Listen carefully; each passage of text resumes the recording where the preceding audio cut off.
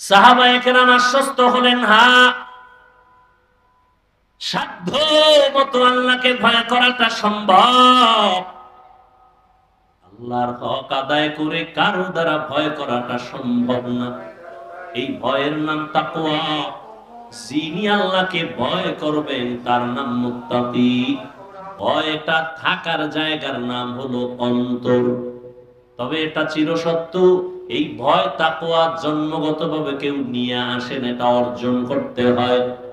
এজন্য আল্লাহ বলেন, এইটা অর্জন করার জন্য কোরআনে বারবার তাকিদ দিলেন, কারণ এটা এমন একটা পুঁজির নাম, আল্লাহর কাছে সর্বোচ্চ সম্মানিত হওয়ার জন্য যত রাস্তা আছে সর্বশ্রেষ্ঠ রাস্তা হলো তাকওয়া। ইন্না আকরামাকুম ইনদাল্লাহি আতকাকুম। আল্লাহ পাক নবীকে জানায় দেন, আমার কাছে সবথেকে বড় দামি ওই ব্যক্তি যার মধ্যে আছে তাকওয়া। রহমতের নবী আমার, যেই নবীর এত গুণগান, যেই নবীর এত শান, যে নবীর কোনো গুনাহ নাই, কেউ যদি সন্দেহ করে তার ঈমান চলে যাবে। সেই নবী আমার আল্লাহর কত বড় প্রিয়, আল্লাহর এত বড় প্রিয় আমার নবী। মুসা নবী আল্লাহর প্রিয় বন্ধু, ঈসা নবী আল্লাহর প্রিয় বন্ধু, মুসা নবী, ইব্রাহিম নবী, ইসমাইল নবী, দাউদ নবী, ইউসুফ নবী, নূহ নবী, সব নবী আল্লাহর প্রিয় বন্ধু। মুহাম্মদ আল্লাহর প্রিয় বন্ধু। তবে ব্যবধান, আল্লাহ পাক মহব্বতের এক পর্যায়ে গিয়া নবীদেরকে এক একটা টাইটেল দিবেন। মুসাকে আল্লাহ টাইটেল দিলেন কালিমুল্লাহ, ইব্রাহিমকে দিলেন খলিলুল্লাহ, দাউদ নবীরে খলিফাতুল্লাহ, আদমকে সফিউল্লাহ, ইসমাইলকে জবিহুল্লাহ। যাকে যা দিছেন, কিন্তু হাবিবুল্লাহ কাউকে দেন নাই। হাবিবুল্লাহ রিজার্ভ রাখছেন রাহমাতুল লিল আলামিনের জন্য। সব নবীরা, রাসূল যারা, সব আমার আল্লাহ পাকের আশিক। আর একমাত্র আল্লাহ হলেন রহমতের নবী মুহাম্মদের আশিক। সব নবী রাসূল কার আশিক? আরে কথা হয় না। আল্লাহ কার আশিক? নবীর আশিক। ঠিক তেমনি ভাবে সব সাহাবায়ে কেরাম আমার নবীজির আশিক। আর আমার নবী হলেন একমাত্র ওমরের আশিক। এবার বুঝেন ওমরের দাম কত। সেই ওমরের সাথে অনেকে রাগ কইরা 20 রাকাত তারাবি পড়ে না। ওমরের সাথে রাগ করছে, ওমরের মানি না তো কারে মানো? কয় মুহাম্মদের মানি। অতি ভালো ভালো, আল্লাহ হেদায়েত দান করুন। আমার রাসূলের প্রিয় হযরত ওমর আমার আল্লাহর প্রিয় নবী, কোনো গুনাহ নাই। আল্লাহ কত বড় নবীর আশিক। সেই নবীকে আল্লাহ বলেন, ও নবী আপনিও তাকওয়া অর্জন করেন।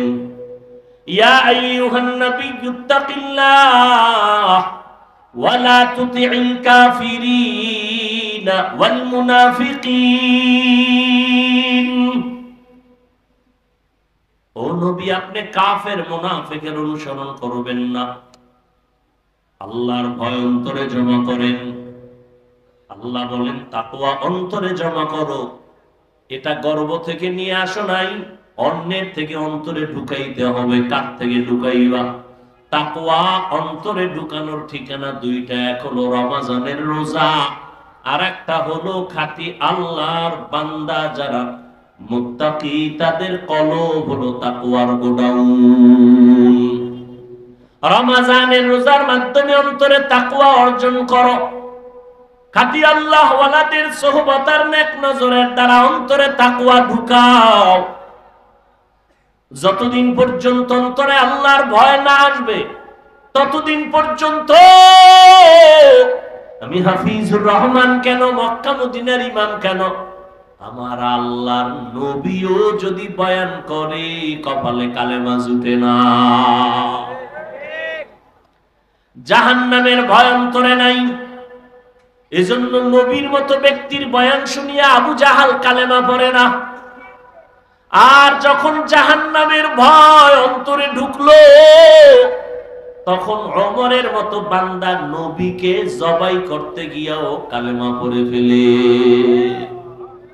আল্লাহর ভয় অন্তরে জমা করার মানে জাহান্নামের আযাবের ভয়। আল্লাহর ভয় অন্তরে জমা করো। আল্লাহ ওয়ালাদের নেক নজর।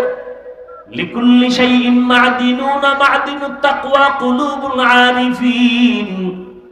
প্রত্যেকটা ভালো জিনিসের একটা গোডাউন আছে, তাকওয়া অর্জন করার গোডাউন হলো আল্লাহ ওয়ালা যারা ওলিয়া উলিয়া আহলুল্লাহ উলামায়ে আহলে হক যারা, এদের অন্তর হলো তাকওয়ার গোডাউন। দ্বিতীয় কথা আল্লাহ বলেন ওয়ালা তামুতুন্না ইল্লা ওয়া আনতুম মুসলিমুন। মুসলমান না হইয়া তোমরা কবরে আসবা না। কথাটা বেঈমানকে বললে হইতো, এই বেঈমানেরা মুসলমান হইয়া মরবি, কিন্তু কথাটা বলছেন মুমিনেরে, ও মুমিনেরা মুসলমান হইয়া কবরে আসো। মুমিন তো মুসলমান, এখানে আমরা সবাই যেমন মুমিন তেমনই তো মুসলমান, কিন্তু আল্লাহ আলাদা করে কেন বললেন ও মুমিন মুসলমান হইয়া কবরে আসো? আসলে মুমিন হওয়া, মুসলমান হওয়াটা বড় কঠিন। আল্লাহ পাক রব্বুল আলামিন বলেন আমি চাই তোমাকে বিনা হিসাবে জান্নাত দিব, আর বিনা হিসাবে যদি জান্নাত পেতে হয় মুসলমান হইয়া কবরে আসতে হবে। মুসলমান কাকে বলে? বলে যেই ব্যক্তি বিনয়ের সাথে আল্লাহর আনুগত্য করে তাকে বলে মুসলিম। বহু বচন মুসলমান, আনুগত্য করার নাম হলো ইসলাম। বিনয়ের সাথে আনুগত্য করবে, অর্থাৎ ওই বান্দার আমলনামায় কোনো গুনাহ থাকবে না। পবিত্র অন্তর যার থাকবে সে বিনয় হিসাবে জান্নাতি। বলে পবিত্র অন্তর কেমনে তৈরি করবা? তো গুনাহ তো জীবনে হয়ে গেল, আসছিলাম দুনিয়াতে বড় পবিত্র। আল্লাহর নবী বলেন সব সন্তানেরা পবিত্র আত্মা নিয়ে জমিনে আসে।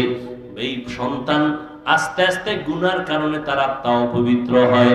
গুনার কারণে হাত না পাক, গুনার কারণে জবানটা না পাক, গুনার কারণে চোখ না পাক, গুনার কারণে আমার অন্তর না পাক। এই গুনাহ থেকে বাঁচিয়া বান্দা অন্তরকে পরিশুদ্ধ করো। সামনের জীবনে আরো গুনাহ হতে পারে, সেখান থেকেও বাঁচো। পেছনে যা হইয়াই গেল, এখান থেকে বাঁচার একমাত্র ব্যবস্থা হলো তওবা, ইস্তেগফার। ইস্তেগফার পড়লে আল্লাহর নবী বলেন তার আমলনামায় গুনাহ থাকতে পারে না। ইস্তেগফার ও তওবা করো, সামনের জীবনে যেন কোনো গুনাহ না হয়। সেই ক্ষেত্রে তোমার অন্তরে লাগবে আল্লাহর ভয়, তাকওয়া। তাকওয়া যদি অন্তরে জমা করতে পারো তাহলে তুমি গুনাহ থেকে বাঁচবা। তাকওয়া জমা করার জন্য লাগবে খাঁটি আল্লাহওয়ালাদের নেক নজর। বলে কতক্ষণ? বলে গুনাহ থেকে মুক্ত হতে পারবা না যতক্ষণ। এজন্য আল্লাহওয়ালাদের নেক নজর লাগলেই বান্দার পরিবর্তন শুরু হয়ে যায়। কারণ আল্লাহ তাদের স্পেশাল পাওয়ার দান করেন, যেই পাওয়ারটা সাধারণ মানুষকে আল্লাহ দান করেন না। এই জন্য উলামায়ে কেরামের সোহবতে, খাঁটি আল্লাহওয়ালাদের সোহবতে গিয়া দেখা যায় কত বেনামাজি নামাজি, কত বেপরদাওয়ালা পর্দা করে, জীবনে আল্লাহকে চিনত না, এখন আল্লাহকে চিনে। নামাজ পড়ে, আজানটা হলেই মসজিদে দৌড়ায় যায়। আল্লাহর কোরআন তেলাওয়াতের জন্য বান্দা পাগল, নিজেও তেলাওয়াত করে, সন্তানটাকেও তেলাওয়াত করার জন্য প্রচেষ্টা চালায়, নিজেও পর্দা করে, স্ত্রীকেও পর্দায় রাখার জন্য পাগল হয়ে যায়। একমাত্র উলামায়ে আহলে হকের সোহবতের কারণেই। আল্লাহ এজন্য অন্য আয়াতে বলেন ইয়া আইয়ুহাল্লাযীনা আমানুত্তাকুল্লাহ ওয়া কুনু মা'আস সাদিকিন। আল্লাহকে ভয় করো, আল্লাহর প্রিয় বান্দা যারা তাদের বন্ধু হয়ে থাকো। এরে নবীর আশিক উম্মতের দল, ও যুবক আজকে তাকায়া দেখো তোমার মতো কত যুবক স্কুলে পড়ে, কলেজে পড়ে, চাকরি করে, ব্যবসা করে, 5 ওয়াক্ত নামাজ পড়ে আছে না নেই? জীবনে মাদ্রাসায় পড়ে নাই, এরপরও নামাজ ছাড়ে না। বিষয়টা কি? কলেজে গিয়ে কি নামাজের প্রশিক্ষণ দিছে? কয় না।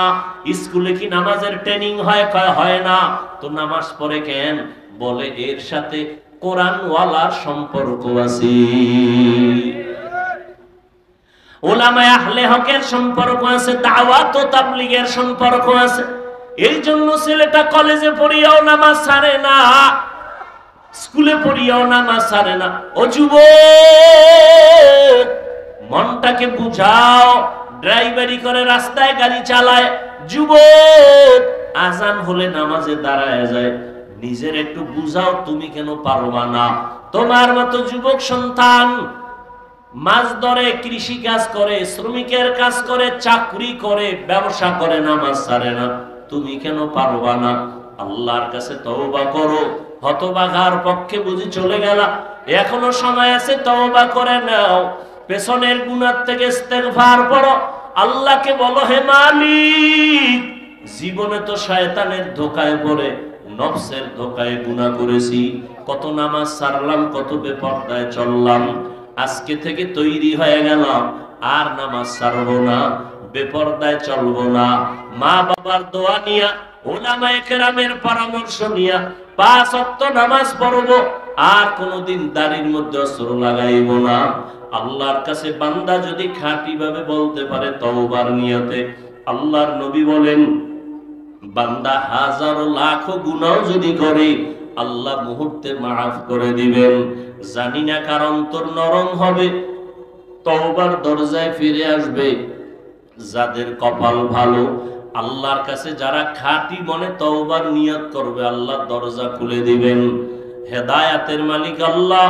ও আল্লাহর বান্দারা, এখনো যদি অন্তর তৈরি হয়, তাকওয়া অন্তরে ঢুকাইয়া উলামায়ে কেরামের পরামর্শ নিয়ে চলবে, এমন নিয়তটা যদি অন্তরে করা যায়, মনে মনে আল্লাহকে বলেন, হে আল্লাহ, হায়াতের মালিক আপনি, ইজ্জতের মালিক আপনি, রিজিকের মালিক আপনি, আর জীবনে নামাজ ছাড়বো না, বেপরদায় চলবো না, আর দাড়ি কাটবো না।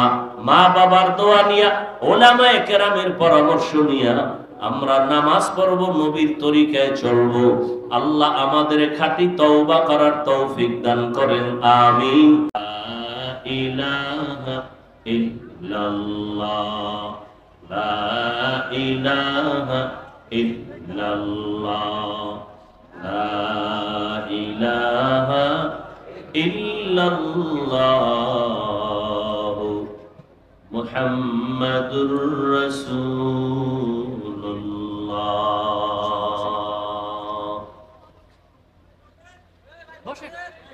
অধ্যকার ইসলাহি মাহফিলে উপস্থিত মুহতারাম সম্মানিত সভাপতি, প্রধান অতিথি, বিশেষ অতিথিবৃন্দ, হযরত উলামায়ে কেরাম, এলাকার বিভিন্ন স্থান থেকে আগত আল্লাহ পাকের আশিকিন, জাকিরিন, শাকিরিন, মুহিব্বিন, মুরব্বিয়ান এজম, কলিজার টুকরা আমার সমবয়সী যুবক বন্ধুগণ, স্নেহের ছোট ভাই, পর্দার আড়ালে মাইকের আওয়াজ শ্রবণরতা সম্মানিত মা ও বোনেরা, আল্লাহ পাকের দরবারে লাখো কোটি শুকর যে আল্লাহ পাক এই ফিতনার যুগে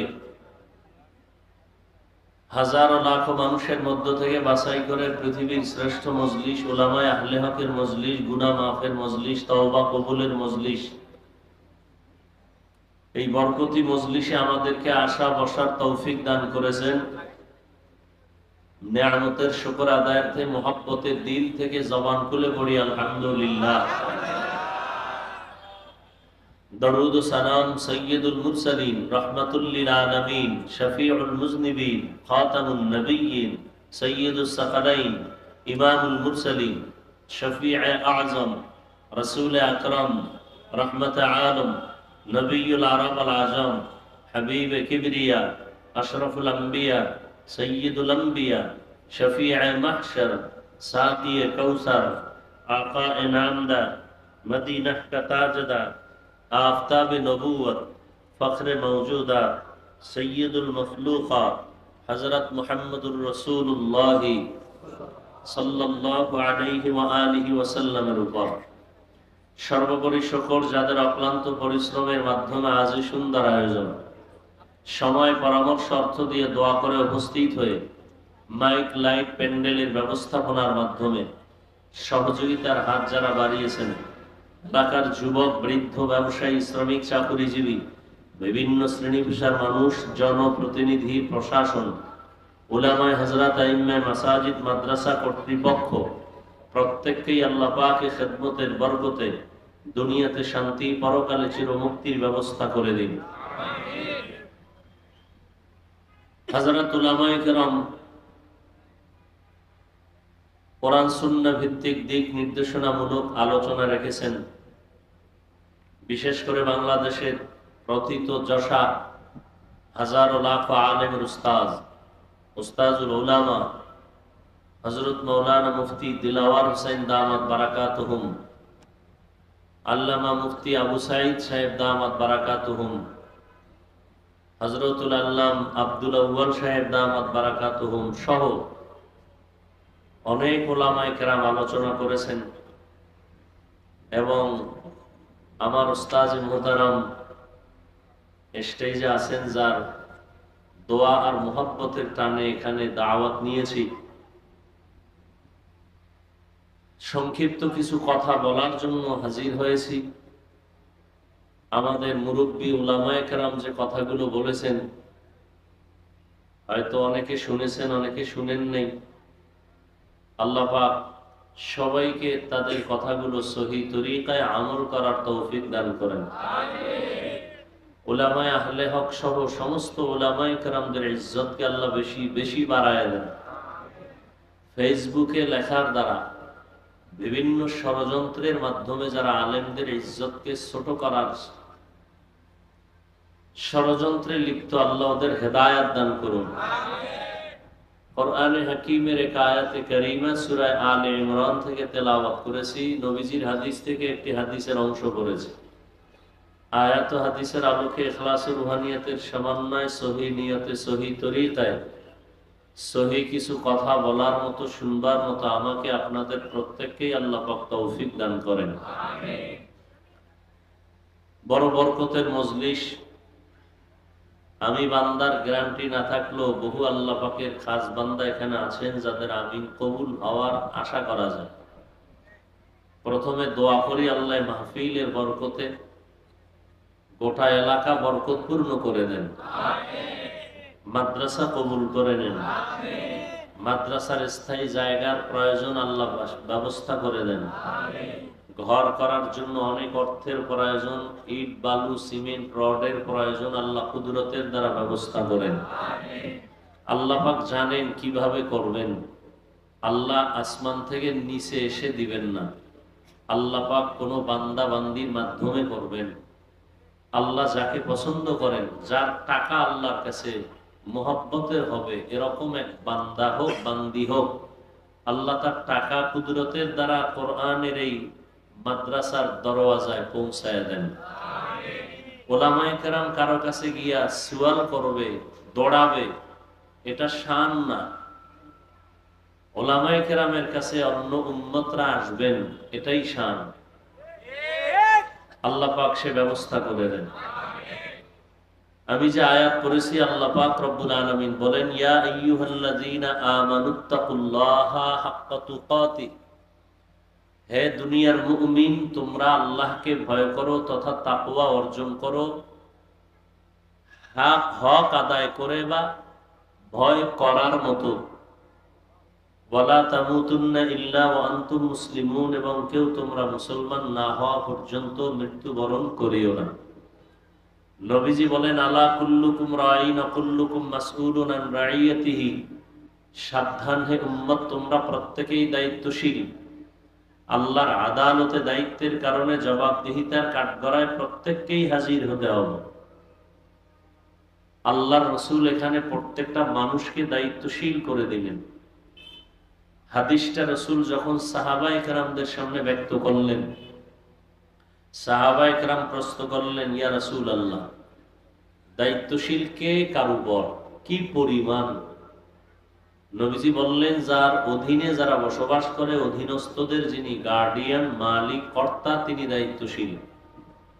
যেমন মা বাবার সন্তানের গার্ডিয়ান, সন্তান মা বাবার অধীন, অতএব মা বাবার সন্তানের দায়িত্বশীল। স্ত্রী স্বামীর অধীন, প্রত্যেক স্বামী স্ত্রীর দায়িত্বশীল। প্রত্যেক ছাত্র শিক্ষকের অধীন, শিক্ষক ছাত্রের দায়িত্বশীল। প্রত্যেক ইমাম, খতিব, মসজিদের মুসল্লিদের দায়িত্বশীল। একজন ওয়ার্ডের মেম্বার, কমিশনার, ওয়ার্ডের মানুষের দায়িত্বশীল। ইউনিয়নের চেয়ারম্যান, উপজেলা চেয়ারম্যান, ওই অঞ্চলের ভোটারদের দায়িত্বশীল। এমপি তার আসনের দায়িত্বশীল। সরকার গোটা দেশবাসীর দায়িত্বশীল। উলামায়ে আহলে হক গোটা উম্মতের দায়িত্বশীল। আল্লাহর নবী বলেন, দায়িত্বশীলরা রেডি হও, আল্লাহর কাছে দায়িত্বের কারণে জবাবদিহিতার কাঠগড়ায় দাঁড়াতে হবে। এখন মা বাবা সব সময় চিন্তা করতে হবে সন্তানের দায়িত্ব পালন করছেন কিনা। স্বামীকে চিন্তা করতে হবে স্ত্রীর দায়িত্ব পালন করছেন কিনা। কিয়ামতের দিন আল্লাহ পাক কড়ায় গন্ডায় হিসাব নেবেন। হিসাব নিয়ে এরপরে আল্লাহ ফয়সালা দিবেন। আল্লাহ চাইলে সব পারেন, তারপরও সাক্ষী পেশ করবেন সত্য আর মিথ্যার পক্ষে বিপক্ষে। একটা বিচারের ফয়সালাও আল্লাহ সাক্ষী ছাড়া দিবেন না। সাক্ষীও একটা হবে না। জমিনকে আল্লাহ সাক্ষী বানাবেন, অঙ্গ প্রত্যঙ্গকে আল্লাহ সাক্ষী বানাবেন,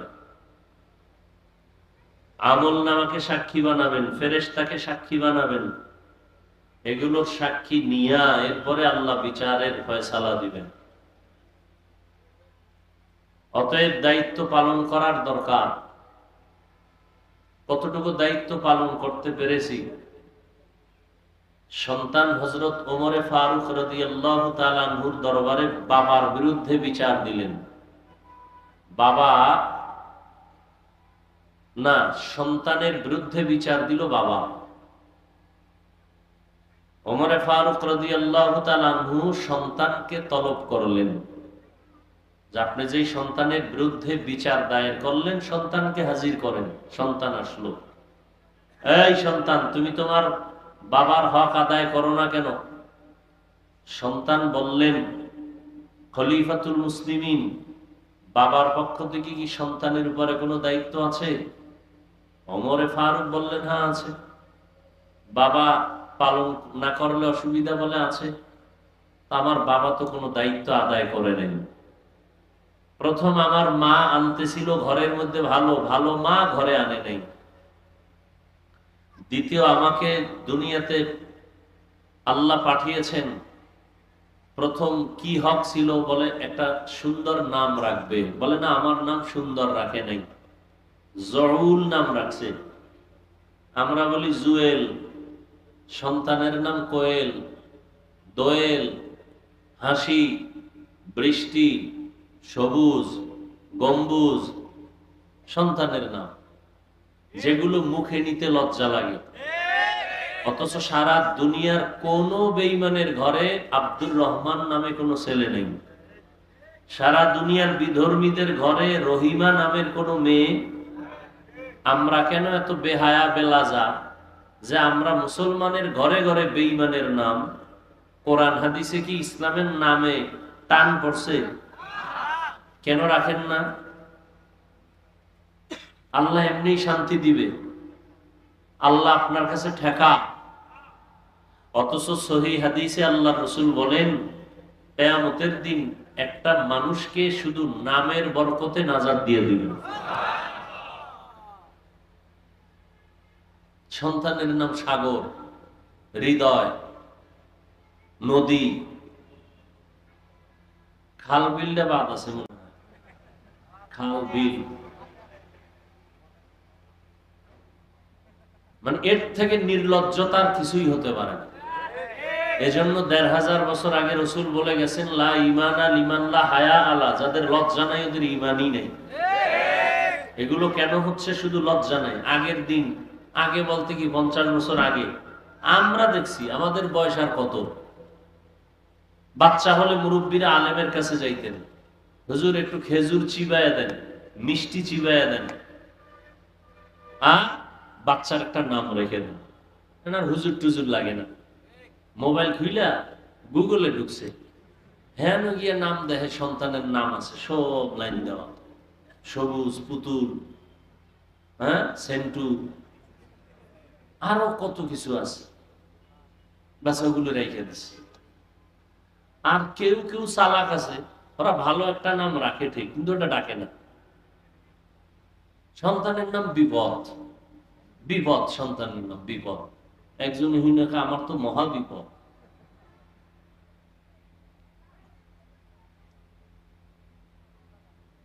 এরপরও বাংলাদেশে কিছুটা এই ওয়াজ মাহফিল থাকাতে আছে, নাইলেও থাকতো না। এখন এই ওয়াজ মাহফিলও বন্ধ করার জন্য ষড়যন্ত্র চলতেছে। কোরআনের আওয়াজের সাউন্ড কমাও, বহু বন্ধু আছে, গানের সাউন্ড কমাও, একজন বন্ধু হইল না।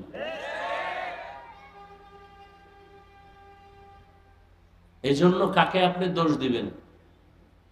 সব আওয়ামদের উপরে দোষটা চাপাই দিলে হবে না, নিজের ঘরেও কিছু দোষ নেওয়া দরকার, নিজের ঘরেও। আল্লাহ আমাদের সব ভাইকে হেদায়েত দান করুন।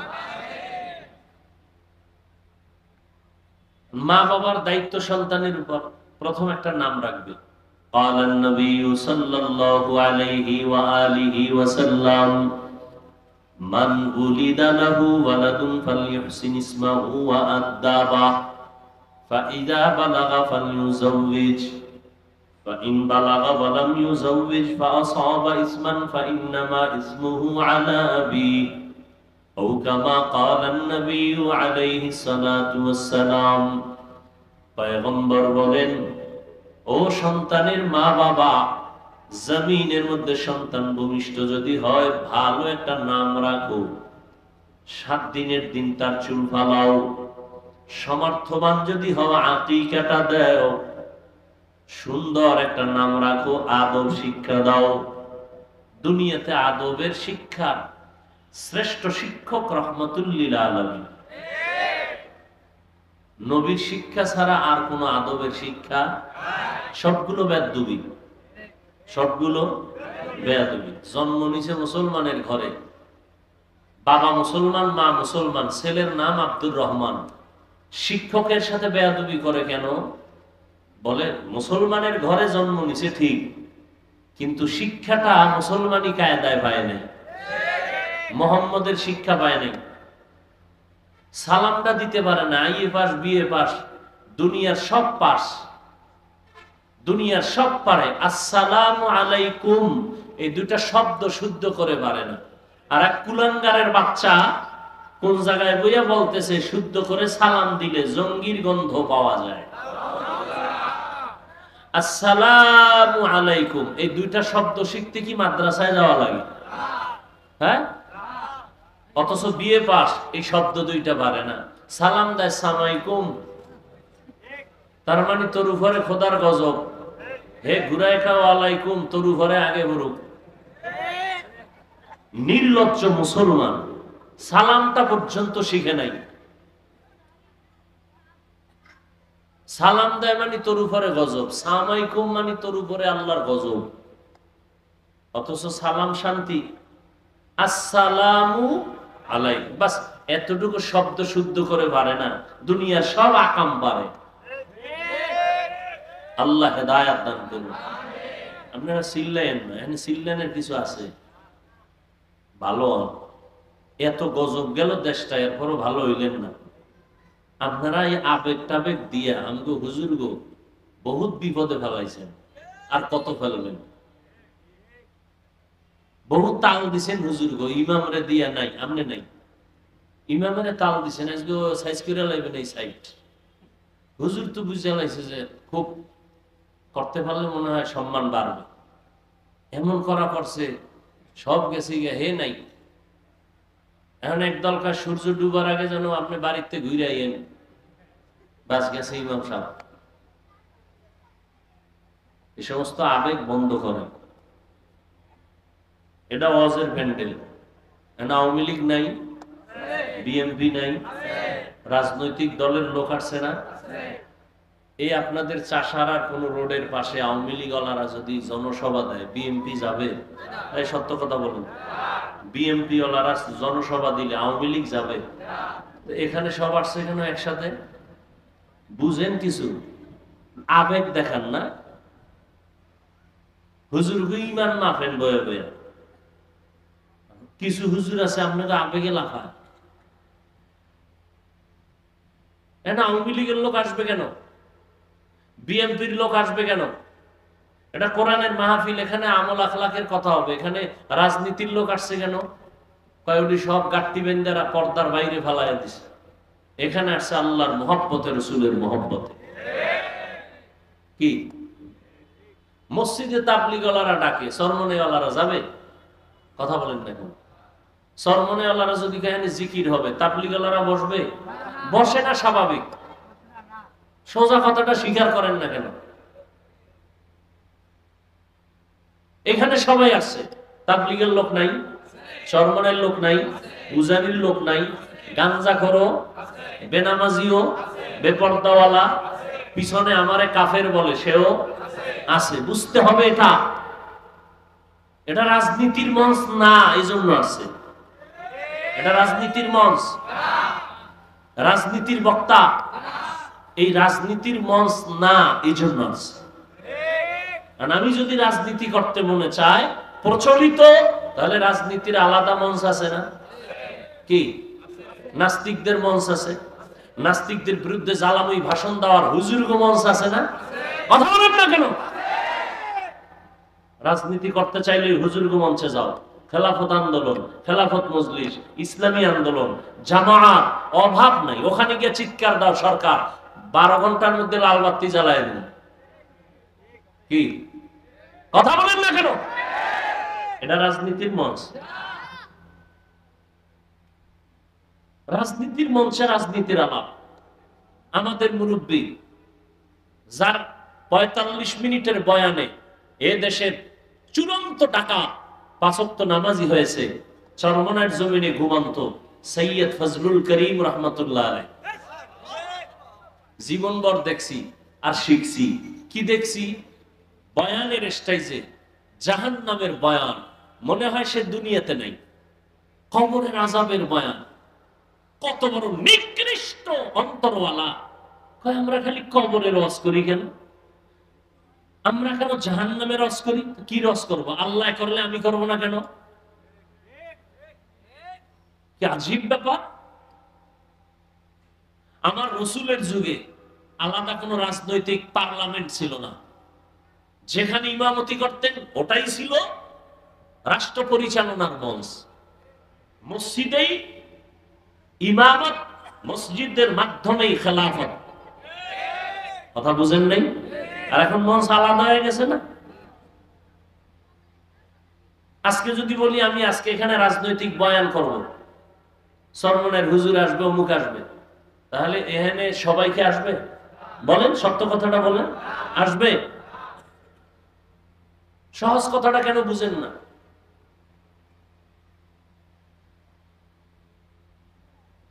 আবার যখন সরমনের হুজুরে পল্টনে বক্তব্য দিতেন,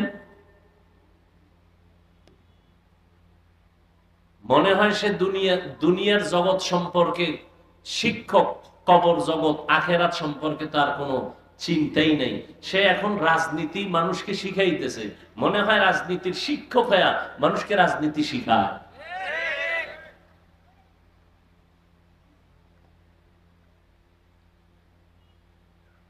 থানায় আসামি ধরে নিয়ে পুলিশে পিটাচ্ছে, কোনো কাম দেয় না, হুদা চিৎকার দেয়, চোখে পানি নেই।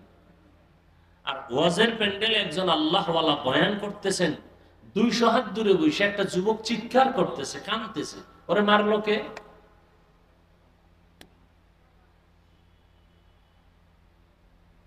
লা ইকরাহা ফিদ্দীন, ধর্ম নিয়ে কোনো জোর জবরদস্তি করা জায়েজ নেই। কানে ধরে কাউকে রোজা রাখানো যাবে না, রাখাইলে সওয়াব হবে না। তাহলে এই লোকগুলোর কি করা যায়? আল্লাহ কয় এদের ওয়াজ করো, ওয়াজ। কেমনে ওয়াজ করবা? কয় মাঝে মাঝে কিয়ামতের ঘটনা কও, জাহান্নামের ভয় দেখাও, জান্নাতের সুসংবাদ, নেক আমল করলেই শান্তি। মাঝে মাঝে কিসসা কাহিনী কও।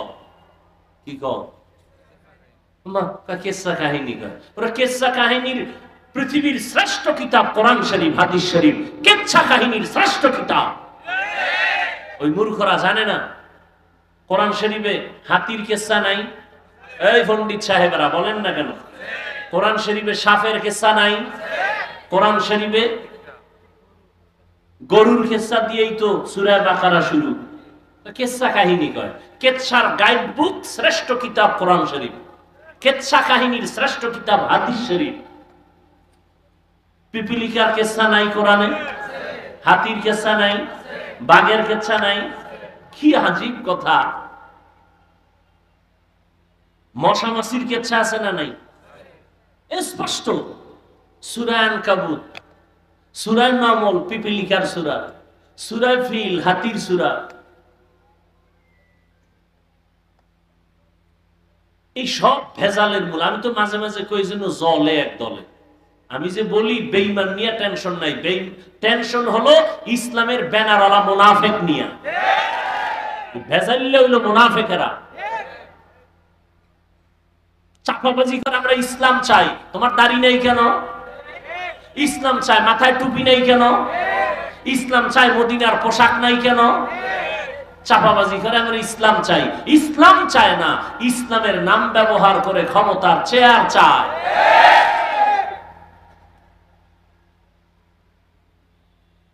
আল্লাহ হেদায়েত দান করুন।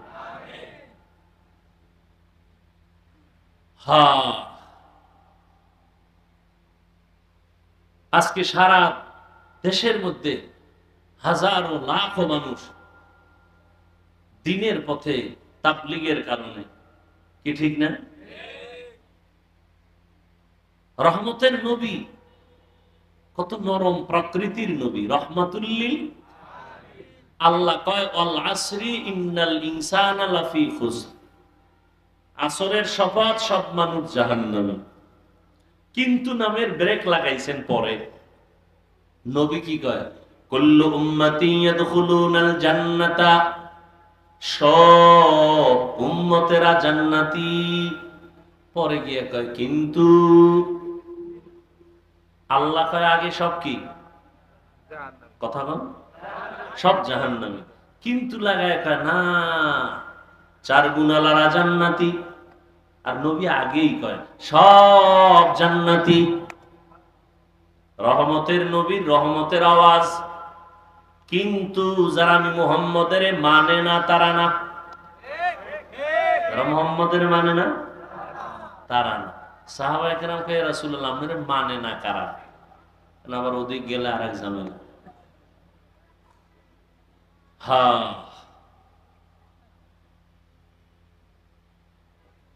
আল্লাহ আমাদের হেদায়েত দান করুন। এক যুবক গেছে নবীর গেছে। কোথায়? এই কথাটা সেদিন এক জায়গায় মনে হয় বলছিলাম। নবীজির কাছে গিয়া ইয়া রাসূলুল্লাহ একটা পাপের অনুমতির জন্য এসেছি। কিসের? বুঝেননি আমার কথা? বুঝেন কিসের অনুমতি? আচ্ছা চিন্তা করেন তো, দোজাহানের সরদার, তার কাছে সাহাবায়ে কেরাম বসা, কষ্টি পাথর সব। এই যুবক গিয়ে আমি একটা পাপ করব, অনুমতি চাই। কি পাপ? জেনা করব। কি করবে?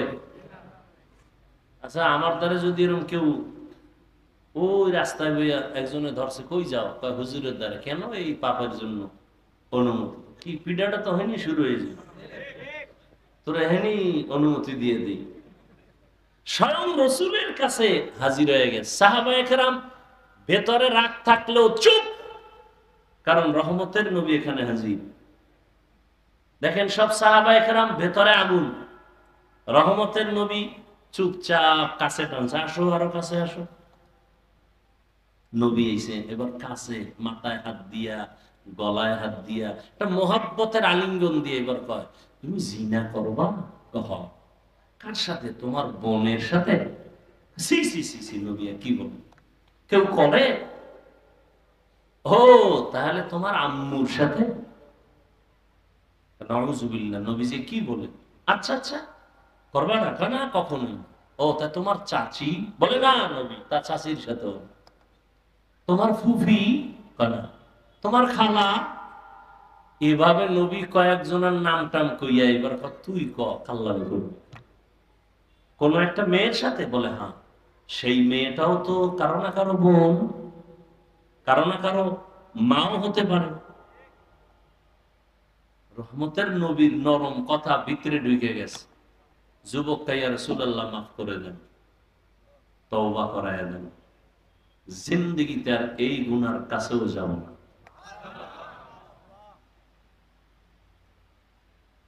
আহ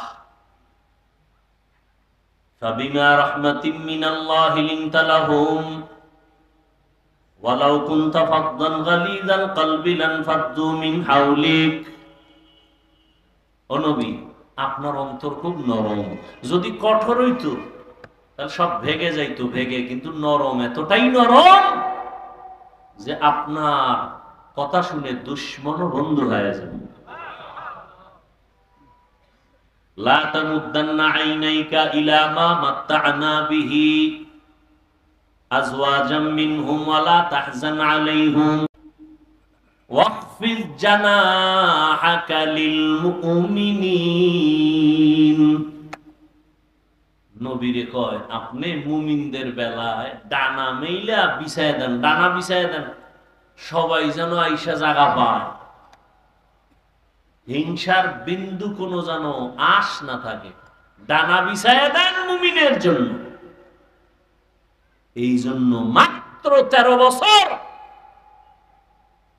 পৃথিবীর নিকৃষ্ট জাতি মক্কার মানুষ, ইতিহাসের পৃষ্ঠায় নিকৃষ্ট মানুষ মক্কার মানুষ, চূড়ান্ত লম্পট আর চরিত্রহীন এই মানুষগুলোকে মাত্র 13 বছরে এতটাই দামি বানাইলেন যে আল্লাহ লিস্টি দিয়া জিব্রাইলকে কয় রাসূলকে বলো এই লিস্টিতে যাদের নাম আছে এরা বিনা হিসাবে জান্নাতি।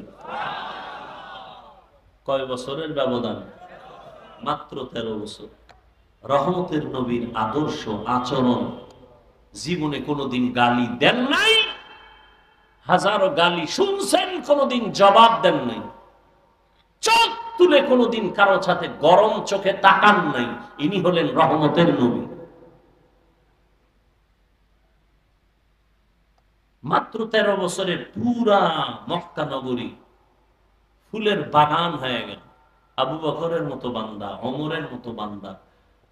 ওমর রসুলের ছোঁয়া পাইয়ে এতটা দামি যে এখন কেমন দামি যে শয়তান ওমরের ভয় পায়। আল্লাহর সামনে চ্যালেঞ্জ দিল যেই শয়তান, সেই শয়তান ওমরের ভয় পায়। টের পাইছে আইতেছে দৌড়।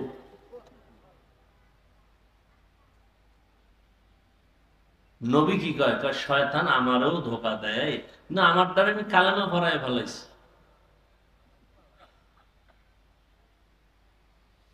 হায় হায়, ইয়া আইয়ুহাল্লাযীনা আমানুত্তাকুল্লাহা হাক্কা তুকাতিহ ওয়া লা তামুতুন্না ইল্লা ওয়া আনতুম মুসলিমুন।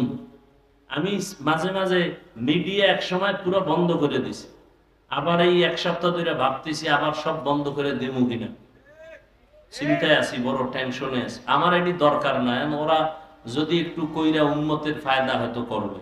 তো ওদের করতে গিয়ে যদি আলেমদের বদনাম হয় তাহলে এই সুযোগটা আমরা হুঁশ থাকতে দিতে পারি না। আলেমের সম্মান যাতে ঠিক থাকে সেই ক্ষেত্রে ওই কন্টেন্ট বানাইয়া কোনো বক্তব্য পেশ করা, জাতির সামনে বয়ান করি 1 ঘন্টা 1.5 ঘন্টা, পুরাটা না চাইরা 5 মিনিট, এগুলোর দ্বারা আলেমদের এ পর্যন্ত বেশি ভালো হয় না, ক্ষতি ছাড়া। এগুলো যদি দেখি আবার ওরা শুরু করে তা আমি বন্ধ করে দিব, দরকার নেই। সম্মান দেওয়ার মালিক কে? ইজ্জতের মালিক কে? এই জন্য চিন্তায় আছি আবারও কি বন্ধ করবো কিনা। আমি বলে দিছি সবগুলোর যে পুরো বয়ান ছাড়ো, যে কোনো আলেমের বয়ান শুরু থেকে শেষ পর্যন্ত ছাড়ো। আরে বেটা, রিজিক দেওয়ার মালিক কে? তো তুই যদি কও আমার 5 লাখ টাকা কামাই করলে আমি শান্তিতে থাকতে পারবো, কোটিপতিরা সব শান্তিতে থাকতো না? একজনও শান্তিতে আসেনি। শান্তি তো আল্লাহর হাতে, টাকার হাতে না। টাকার হাতে হইলে তো আমাদের যারা হুজুরেরা 5-10 হাজার টাকায় কাজ করে মাদ্রাসায়, এরা তো সব না খায় মরতো। মূল শান্তি তো আল্লাহর কাছে। আল্লাহ শান্তি দিলে 5 টাকায়ও দিতে পারেন, আর শান্তি না থাকলে কোটি টাকায়ও থাকে না। এই জিনিসটা অন্তরে ঢুকাও। বয়ান শুনো না, বয়ে বয়ে আলেমদের বয়ান শুনো, নিজেও বয়ান শুনো, তওবা করো। খানা যে নিজের মধ্যে দাও, টাকাটা নিয়ে নিজের পেটে ঢুকাও, মাইয়া বলারে খাওয়াবা, মায়েরে খাওয়াবা, হালাল করে খাওয়াও। কোন আলেমের বরদোয়া নিও না, খবরদার। বরদোয়া মোনাজাত দিয়ে করা লাগে না, দিল থেকে বরদোয়া চলে আসে। আর মানুষের বরদোয়া বড় মারাত্মক।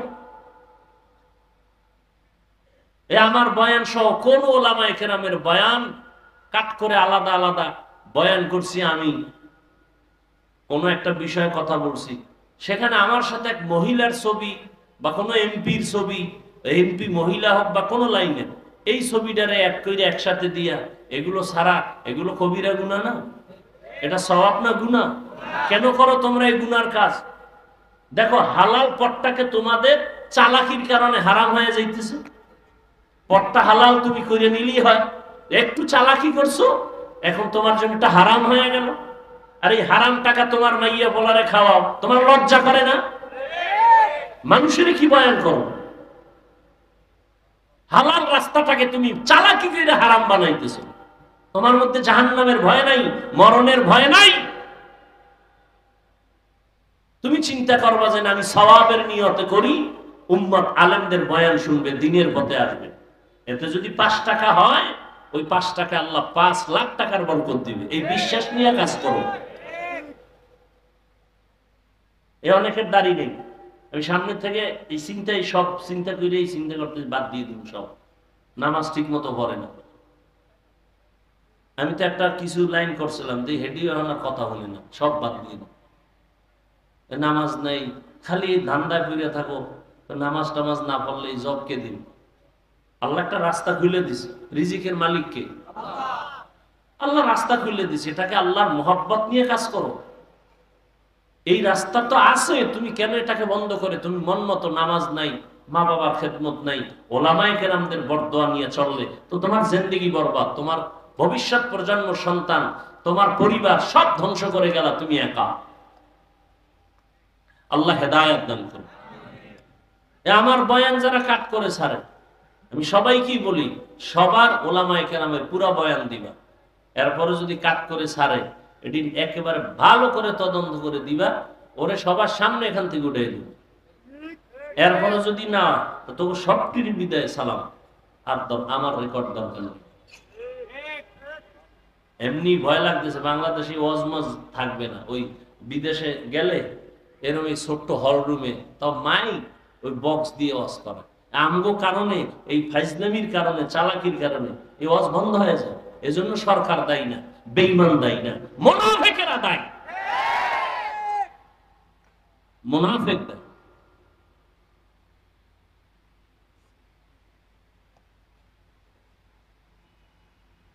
করোনা গেছে, ওয়াজ বন্ধ হয়েছে, ওয়াজ করি নাই, আর ওলামায়ে কেরাম করে নাই, কাকে দোষ দিবেন? আমি এনে ওয়াজ করবো, মানুষ দিনের কথা শুনবে, আমি উঠাই উল্টা পাল্টা শুরু করলাম। কোন নায়িকা কি করছে, কোন নায়ক কি করছে, এইটা এহেনে বলার জিনিস নেই। মানুষের কাছে মোবাইল আছে, কি হইতেছে না হইতেছে মানুষ দেখতেছে না।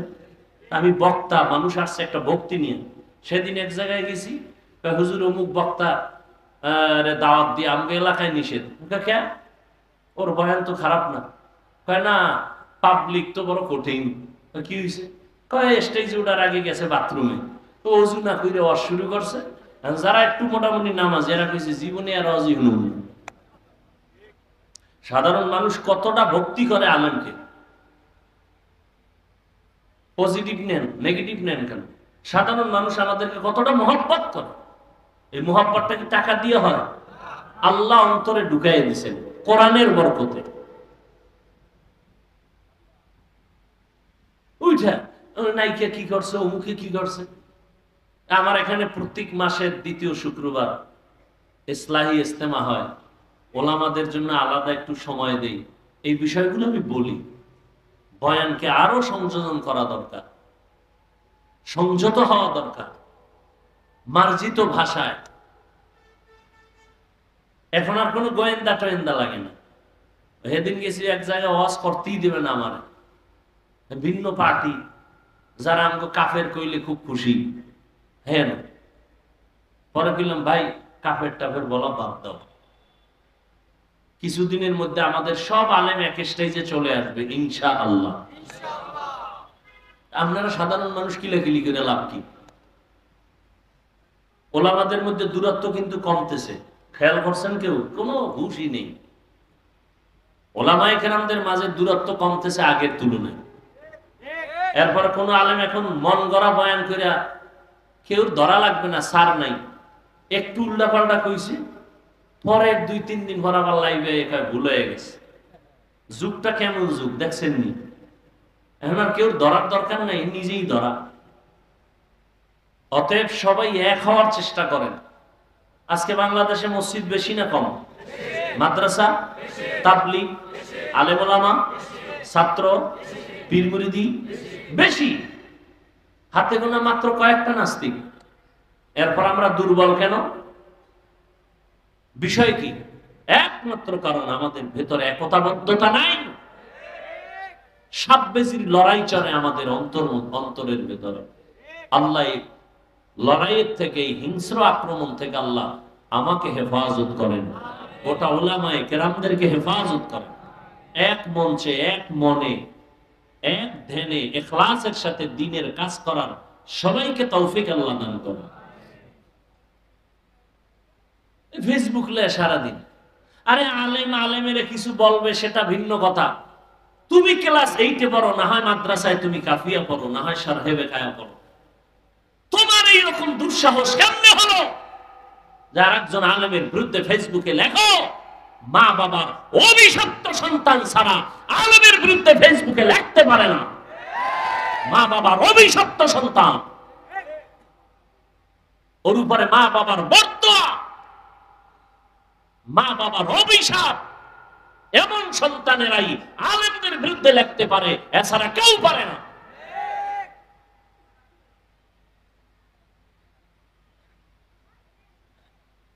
আল্লাহ হেদায়েত দান করুন। আল্লাহ আমাকে হেদায়েত দান করুন, আপনাদেরকেও হেদায়েত দান করুন। আল্লাহ পাক মুমিনকে বললেন, ও মুমিন, আমি আল্লাহ তোমাদেরকে বিনা হিসাবে জান্নাত দিতে চাই। আমরা চাইনি? চাইনি? হিসাব দিয়া না হিসাব ছাড়া? আল্লাহ বলেন তাহলে কাজ করা লাগবে দুইটা। এক নাম্বার, আমাকে ভয় করো। ভয় করার মতো বলে কেমনে? হক আদায় করে। এই আয়াত যখন অবতীর্ণ হয়, সাহাবায়ে কেরাম বেকারার হয়ে গেলেন। ইয়া রাসূলুল্লাহ, আল্লাহ কত বড়, তার হক আমরা বান্দা কিভাবে আদায় করব? এটা অসম্ভব। নবীও চিন্তায় পড়ে গেলেন। আল্লাহ রাব্বুল আলামিন জিব্রাইলকে পাঠাইলেন আয়াত নিয়ে। ও জিব্রাইল, নবীকে সান্ত্বনার বাণী শুনাইয়া দাও। ইত্তাকিল্লাহা মাস্তাতা'তুম, আল্লাহকে ভয় করো সাধ্য মতো। হক আদায় করে ভয় করার প্রয়োজন নাই, সাধ্য মতো আল্লাহকে ভয় করো। আলহামদুলিল্লাহি রাব্বিল আলামিন, ওয়াসসালাতু ওয়াসসালামু আলা সাইয়্যিদিল আমবিয়াই ওয়াল মুরসালিন ওয়া আলা আলিহি ওয়া আসহাবিহি আজমাইন। ইয়া আরহামার রাহিমিন,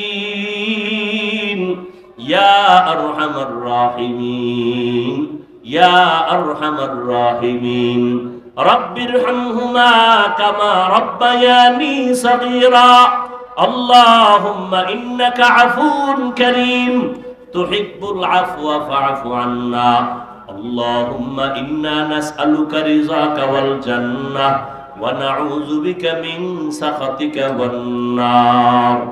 আল্লাহুম্মা ইন্না নাউযু বিকা মিনাল বারাসি ওয়াল জুনুনি ওয়াল জুযামি ওয়া সাইয়্যিল আসকাম।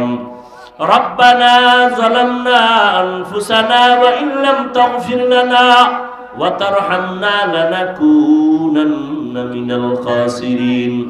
রব্বানা আতিনা ফিদ দুনিয়া হাসানাহ ওয়া ফিল আখিরাতি হাসানাহ ওয়া কিনা আযাবান নার। ও দয়ার মালিক, গুনাহের বোঝা নিয়ে আপনার দরওয়াজায় হাত তুলেছি। আমার কলিজার কত যুবকেরা, ছাত্র ভাইরা, পর্দার আড়ালের মা বোনেরা, কত ব্যবসায়ী চাকরিজীবীরা, কত উলামায়ে কেরাম, মুরব্বী, হাজী সাহেব, আপনার দরওয়াজায় গুনার বোঝা নিয়ে হাজির হয়ে গেলাম। আয় আল্লাহ, আপনার দরবারে তওবার নিয়ত করেছি, আর গুনাহ করব না রে আল্লাহ। নফসের ধোঁকায় পড়ে গুনাহ করেছি, গুনার কারণে আমার হাত না পাক, চোখ না পাক, জিহ্বা না পাক, অন্তর না পাক। আয় আল্লাহ, গুনাহ থেকে তওবা করতেছি।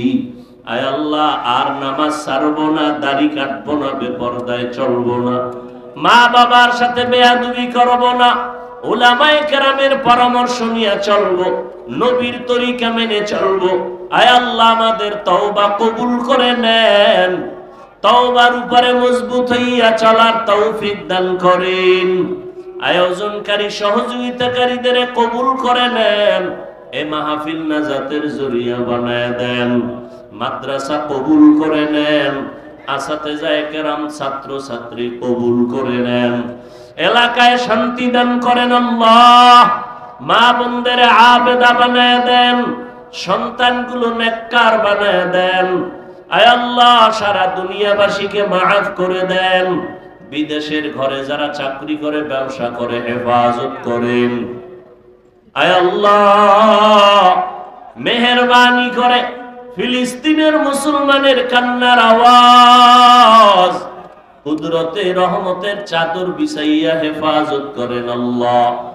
ইসরাইলের জালেম সহ সমস্ত জালেমদের জুলুম থেকে মুসলমানদের ঈমান আমল হেফাজতের ব্যবস্থা করে দেন। বাংলাদেশ শান্তির দেশ বানায় দেন। প্রশাসনিক ভাবে যারা কাজ করে দিনদার বানায় দেন। আয় আল্লাহ, যারা জনপ্রতিনিধির দায়িত্বে আছে দিনের খাদেম বানায় দেন। আয় আল্লাহ, উলামায়ে কেরামের কে আপনি কবুল করে নেন, আহলে হকদের মিলন করে দেন আল্লাহ। বাতিলের মোকাবেলায় বিজয় দান করেন আল্লাহ। উলামা তুলাবা উম্মতের অন্তরে ইজ্জত মুহাব্বত বাড়ায়া দেন। রিয়া হাসাদ কিবির দূর করে ইখলাস তাকওয়া দান করেন। আয় আল্লাহ, ইলম হিলম হিকমত আমলে বরকত বাড়ায়া দেন। আয় আল্লাহ, সবার কামাই রুজি ব্যবসা চাকরিতে হালাল ভাবে বরকত বাড়ায়া দেন। হারাম থেকে হেফাজত করেন। আয় আল্লাহ, বাতিলের মোকাবেলায় বিজয় দান করেন। ঈমান আমলের শক্তি বাড়ায়া দেন। আয় আল্লাহ, মুসলমানদের এক বানায়া দেন। ও দয়ার মালিক, আমরা যারা হাত তুলেছি জানি না কার মা নাই, বাবাও নাই, অন্ধকার কবরে আছে, জান্নাতের ফয়সালা করে দেন। যারা বেঁচে আছেন হায়াত বাড়ায় দেন, অসুস্থ যারা সুস্থ করে দেন আল্লাহ। আয় আল্লাহ, সমস্ত আম্বিয়ায়ে কেরাম, সাহাবায়ে কেরাম, শুহাদায়ে কেরাম, আউলিয়ায়ে কেরাম, আসাতিজায়ে কেরামদের মাকাম জান্নাতে বাড়ায় দেন। সুন্নাতওয়ালা জিন্দেগি দান করেন। নবীজির রওজা মুবারক বাইতুল্লাহ জিয়ারত। নিত্য নতুন ভিডিও পেতে চ্যানেলটি সাবস্ক্রাইব করুন। ভিডিওটি শেষ পর্যন্ত দেখার জন্য ধন্যবাদ। আল্লাহ হাফেজ।